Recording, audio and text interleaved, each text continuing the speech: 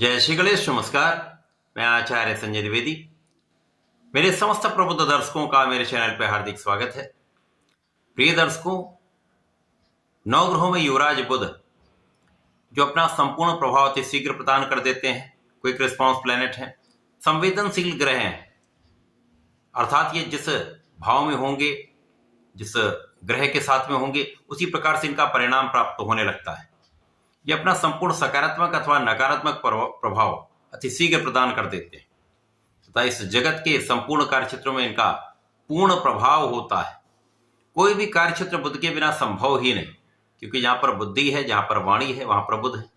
Calculation, गणित, analysis जहां पर है वहां पर बुध है। व्यापार जहां पर है वहां पर बुध है। तो बुध के बिना तो कोई कार्यक्षेत्र संभव ही नहीं। 26 फरवरी को जब बुध अपनी राशि का परिवर्तन करेंगे तो इनका प्रवेश मीन राशि में होगा।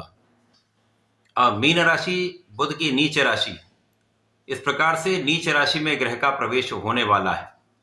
ज्योतिष के नियमानुसार जब भी कोई ग्रह नीच राशि में होता है तो उसका प्रभाव भी उसी प्रकार से हो जाता है, अर्थात उसके प्रभाव में, उसकी क्षमता में, उसके सामर्थ्य में कमी आ जाती है तथा नकारात्मकता प्राप्त होने लगती है। परंतु जिस प्रकार की स्थितियां वर्तमान समय में बन रही हैं, मीन राशि में पहले से ही शुक्राचार्य का गोचर चल रहा है। शुक्राचार्य अपनी उच्च राशि में होकर अत्यंत बलवान है, मालव्य योग में है। जब बुध यहां पर पहुंचेंगे तो बुध का नीच भंग हो जाएगा। इस प्रकार से ये नीचता का भाव समाप्त होकर एक राजयोग बन जाएगा, जिसे नीच भंग राजयोग कहते हैं।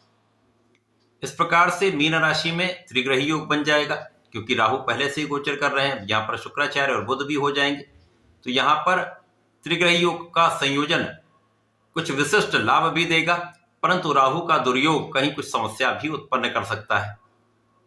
आज मैं मीन राशि के लिए जहां पर यह संयोजन बन रहा है, किस प्रकार का आपको लाभ प्राप्त कराने वाला है, किन भावों में वृद्धि होगी अथवा कहीं पर कोई समस्या या अवरोध है तो उसका क्या निराकरण है, संपूर्ण विश्लेषण मैं पूर्ण तरीके के साथ करने जा रहा हूं। प्रिय दर्शकों, इस राशिफल को आप अपने लग्न तथा राशि दोनों के अनुसार देख सकते हैं। मीन राशि में लग्न में ही ये त्रिग्रही संयोजन बनेगा। जब बुध नीच भंग राजयोग में होंगे, शुक्राचार्य के साथ इनका युति प्रभाव होगा, मालव्य योग होगा, महालक्ष्मी योग बनेगा, परंतु राहु भी होंगे।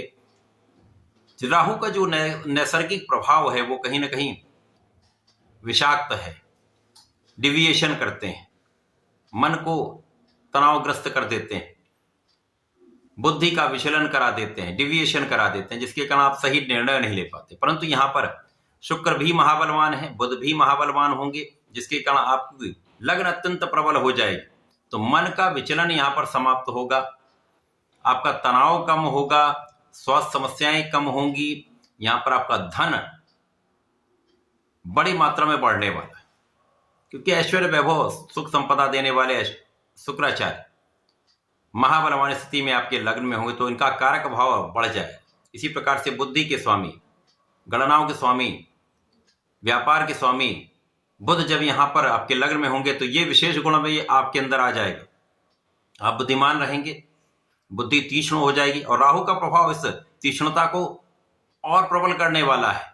तो आपका कूटनीतिक भाव प्रबल हो जाएगा, आपकी वाणी का प्रभाव अत्यंत विशिष्ट हो जाएगा। अब यहां पर आपका सौंदर्य भी अच्छा हो जाएगा, आपका आकर्षण बढ़ जाएगा तथा आपके प्रभाव में कई गुना वृद्धि हो जाएगी। इस समय में जीवन साथी के साथ जो तनाव चल रहा था वो कम होगा, आपसी प्रेम में वृद्धि होगी। इस समय साझेदारी में विशेष रूप से जो मतभेद चल रहे थे वो दूर होंगे, जो समस्याएं चल रही थी वो दूर होंगी। यहां पर आपका प्रयास विशेष रूप से सकारात्मक हो जाएगा, जिसके कारण मतभेद भी दूर होंगे और साझेदारी में एक अच्छा लाभ आप ले पाएंगे। इसी प्रकार से इस समय में आपका किया हुआ प्रयास सफल रहेगा। अभी तक जो आप प्रयास कर रहे थे तो वहां पर निर्णय बहुत अच्छे नहीं हो पा रहे, और जब तक निर्णय आपके अच्छे नहीं होंगे तो वहां पर उतना बड़ा लाभ आप नहीं ले पाते। परंतु अब आपके निर्णय भी अच्छे होंगे, बुद्धि का बल श्रेष्ठ लाभ देने वाला होगा तथा यहां पर आप बहुत चतुरता के साथ काम करने वाले, आपकी वाणी का बल विशिष्ट हो जाएगा, जिसका कुछ विशेष लाभ भी आपको प्राप्त होगा। इस समय में धन का भाव प्रबल होगा तो आपके सुख साधन बढ़ेंगे, भूमि, भवन, वाहन का संपूर्ण लाभ आप ले पाएंगे। सुख समृद्धि में वृद्धि का योग दिख रहा है, माता पिता के सुखों में भी वृद्धि होगी, आपके सुख साधन बढ़ेंगे तथा यहाँ पर लोगों का संपूर्ण सहयोग आपको प्राप्त होगा। इस समय जो ग्रहों की युतियां हैं, जो ग्रहों का प्रभाव है, वो आपके धन की वापसी का है, अच्छे इन्वेस्टमेंट का है। यदि आपने कहीं इन्वेस्टमेंट किया तो उसका एक अच्छा प्रतिफल आपको प्राप्त होने वाला है, अच्छा रिटर्न आपको मिलने वाला है। तो ये एक अच्छा यहाँ पर लाभ दिख रहा है। इसी प्रकार से यहाँ पर जिन जातकों के पास नौकरी नहीं है, नौकरी के लिए वो प्रयास कर रहे थे, तो यहाँ पर नौकरी का प्रयास सफल होने वाला है। अचानक कुछ ऐसे योग बनेंगे कि नई नौकरी मिल सकती है अथवा नए अवसरों की प्राप्ति हो सकती है। विशेष रूप से जो जातक कला क्षेत्र से संबंधित हैं, गायन वादन नृत्य एक्टिंग से संबंधित है, लेखन से संबंधित है, उनको एक नया अवसर प्राप्त हो सकता है, एक बड़ा अवसर प्राप्त हो सकता है। व्यापारिक बंधु जो हैं उनके लिए व्यापार में विस्तार का योग बन रहा है, तो धन वृद्धि, विस्तार का योग तथा लाभ का पूर्ण योग यहां पर बनेगा। मीन राशि के जातकों को नियमित रूप से भगवान श्रीहरि की उपासना करनी चाहिए, ओम नमो भगवते वासुदेवाय का जप करना चाहिए। इसी प्रकार से इस समय में गणपति जी की आराधना करें।